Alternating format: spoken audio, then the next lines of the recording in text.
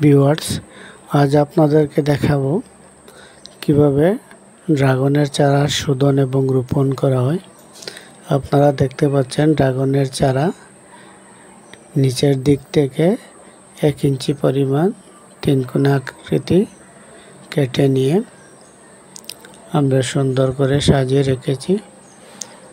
তারপর যে কোনো ধরনের ছত্রাকনাশক প্রতি লিটার পানিতে 2 মিলি অথবা 2 গ্রাম দিয়ে আমরা ড্রাগনের চারা শোধন করেছি। তারপর সুন্দরভাবে প্রত্যেকটা পিলারে 4টি করে চারা দিয়ে আমরা শক্ত করে পিলারের সাথে বেঁধে দিয়েছি। এভাবে যদি আপনারা চারা শোধন করে লাগান তাহলে বিভিন্ন ধরনের ছত্রাকজনিত পচা থেকে আপনাদের চারা রক্ষা পাবে।